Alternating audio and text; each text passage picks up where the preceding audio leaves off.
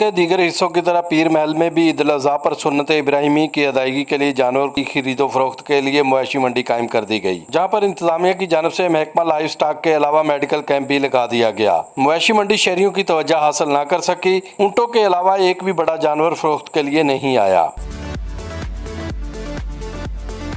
कुर्बानी के लिए लाए गए बकरों के व्यापारी और खरीदार महंगाई के बायस दोनों ही परेशान हैं। जानवर तकरीबन ऑलमोस्ट ना होने के बराबर हैं और बाकी जो बकरे यहाँ पे मौजूद है, जानवर जितने बड़े और छोटे मौजूद की वजह तो लोग लै नहीं रहे, कोई खरीदार बेचारे सारे परेशान है, जेडे बेचन आए वो भी बहुत परेशान है। महंगाई इन्नी ज़्यादा हो गई है कि लोगों ने लेना मुश्किल होया पाया है। बकरा की खरीदने के लिए आए, लेकिन बकरों के जो रेट हैं वो महंगाई की वजह से बहुत ज़्यादा है। कीमतें इस कदर ज़्यादा हैं कि ऊँट फरोख्त करने वाले भी महंगाई का रोना रोते नजर आए। ऊँट बड़ा मेहनत नाल सांभन, लेकिन इन्हां दी कीमत कोई नहीं। इत वाले लोग आंदे नादन के मांग के जानवर हैं। सुन्नत इब्राहिमी की अदायगी के लिए कुव्वत खरीद ना होने की वजह से मवेशी मंडी में रश इंतहाई कम है।